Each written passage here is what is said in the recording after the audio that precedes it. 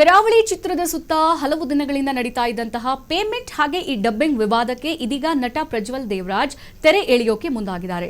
ಸಾಮಾಜಿಕ ಜಾಲತಾಣದಲ್ಲಿ ಸುದೀರ್ಘ ಹೇಳಿಕೆಯನ್ನ ಬಿಡುಗಡೆ ಮಾಡಿರುವ ಅವರು ತಮ್ಮ ವಿರುದ್ಧ ಕೇಳಿ ಬಂದಂತಹ ಆರೋಪಗಳಿಗೆ ಸ್ಪಷ್ಟನೆಯನ್ನ ಕೊಟ್ಟಿದ್ದಾರೆ.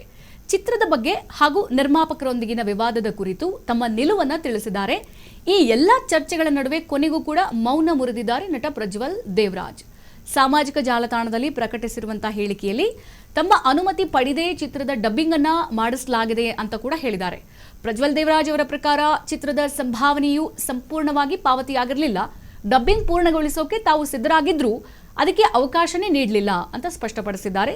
ಸದ್ಯ ಕರಾವಳಿ ಚಿತ್ರದ ಟ್ರೇಲರ್ ಲಾಂಚ್ ಕಾರ್ಯಕ್ರಮಕ್ಕೆ ಗೈರಾಗಿದ್ದ ಕಾರಣಗಳ ಬಗ್ಗೆಯೂ ಪ್ರಜ್ವಲ್ ಇಲ್ಲಿ ವಿವರಣೆ ಕೊಟ್ಟಿದ್ದಾರೆ.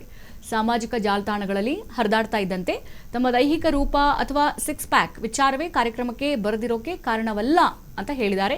ಈ ವಿವಾದದ ಬಗ್ಗೆ ಇನ್ನು ಮುಂದೆ ಯಾವುದೇ ಪ್ರತಿಕ್ರಿಯೆ ನೀಡೋದಿಲ್ಲ ಅಂತಲೂ ಪ್ರಜ್ವಲ್ ದೇವರಾಜ್ ಹೇಳಿದ್ದಾರೆ. ಅಲ್ಲದೆ ತಮ್ಮ ಮೊದಲ ಆದ್ಯತೆ ಯಾವಾಗಲೂ ಕನ್ನಡ ಸಿನಿಮಾ ಮತ್ತೆ ಕನ್ನಡ ಚಿತ್ರರಂಗವೇ ಅಂತ ಮತ್ತೆ ಅವರು ಪುನರುಚ್ಚರಿಸಿದ್ದಾರೆ. ತಮ್ಮನ್ನ ಬೆಂಬಲಿಸಿದ ಅಭಿಮಾನಿಗಳಿಗೆ ಹಾಗೆ ಕನ್ನಡಿಗರಿಗೆ ಧನ್ಯವಾದವನ್ನ ತಿಳಿಸಿದ್ದಾರೆ ಪ್ರಜ್ವಲ್. ವಿವಾದಕ್ಕಿಂತ ಉತ್ತಮ ಸಿನಿಮಾಗಳ ಮೂಲಕ ಪ್ರೇಕ್ಷಕರನ್ನ ಮನರಂಜಿಸೋದೇ ತಮ್ಮ ಗುರಿ ಅಂತಲೂ ಹೇಳ್ಕೊಂಡಿದ್ದಾರೆ. ಕರಾವಳಿ ಚಿತ್ರದ ಸುತ್ತ ನಡೆದಿದ್ದಂತಹ ಪೇಮೆಂಟ್ ಹಾಗೆ ಡಬ್ಬಿಂಗ್ ವಿವಾದದ ಬಗ್ಗೆ ನಟ ಪ್ರಜ್ವಲ್ ದೇವರಾಜ್ ತಮ್ಮ ನಿಲುವನ್ನ ಸಾರ್ವಜನಿಕವಾಗಿ ಸ್ಪಷ್ಟಪಡಿಸಿದ್ದಾರೆ.